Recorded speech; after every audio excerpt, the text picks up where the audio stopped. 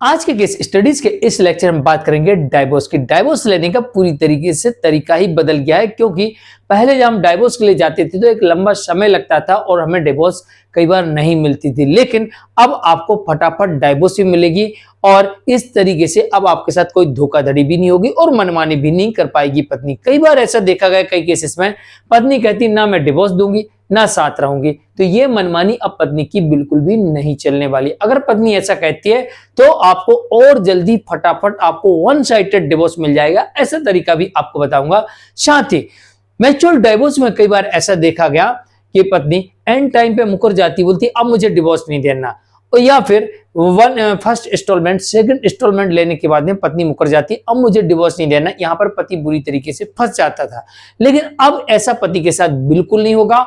दूसरी बात, आपको 6 महीने 1 साल 2 साल इंतजार नहीं करना पड़ेगा, फटाफट आपको डिवोर्स मिलेगा। आपको वो तरीका भी बताएंगे।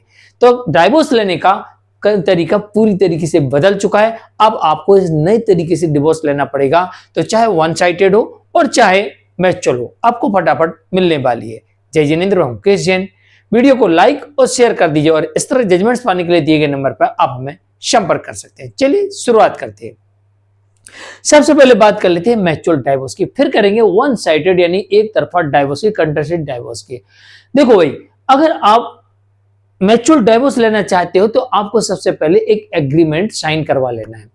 इसमें सारी टर्म कंडीशन आप अपनी लिख लीजिए, वो अपनी लिख ले। दोनों तरफ से 2-2 गवाह रख लीजिए। सारी टर्म कंडीशन लिखने से ये फायदा होगा, 2-2 गवाह होने से ये फायदा होगा, नोटरी से सर्टिफाई करवा लेने से ये फायदा होगा कि कोई ये नहीं कह पाएगा कि भाई मुझे पता नहीं था, गलती होगी मेरे से।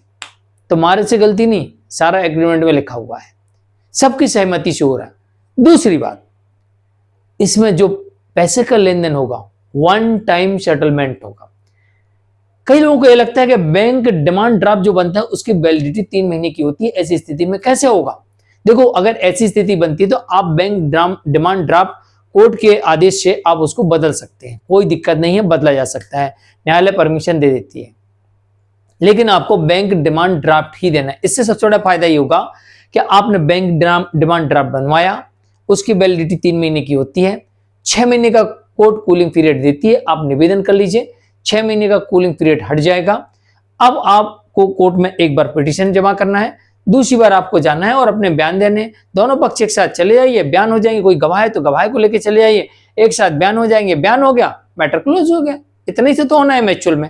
और जो बैंक डिमांड ड्राफ्ट था वो आप एग्रीमेंट के साथ, पिटीशन के साथ कोर्ट में सबमिट कर दीजिए। और आपके एग्रीमेंट में एक टर्म कंडीशन लिखी है कि भाई आप बयान दीजिएगा, उसके बाद आप ले जा लीजिएगा डिमांड ड्राफ्ट, न्यायालय उनको डिमांड ड्राफ्ट दे देगी।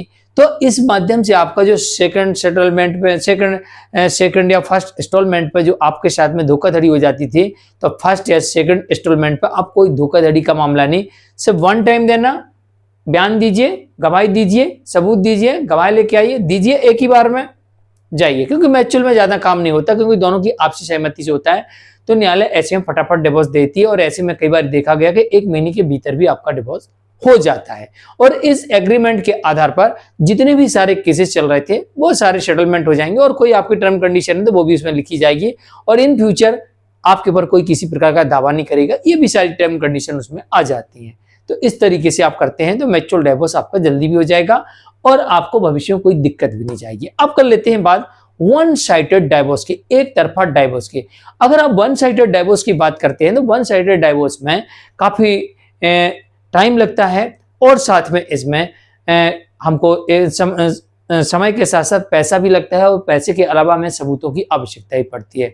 तो आपका 2 रास्ते होते हैं। पहला रास्ता होता है कि आप अगर अपनी वाइफ से ले रहे हैं या अपने हस्बैंड से ले रहे हैं डिवोर्स, तो आपके पास में लगाए गए आरोपों के प्रॉपर सबूत होना चाहिए। तो आप बिल्कुल आंख बंद करके वन साइडेड डाइवोर्स फाइल कर दीजिए। अगर नहीं है तो कोई दूसरा केस चल रहा है उसको डिसाइड होने दीजिए और उस केस में क्या निकल के आता है लगाए गए आरोपों के आधार पर, इससे क्लियर हो जाएगा कि आपको डिवोर्स मिलेगा कि नहीं मिलेगा।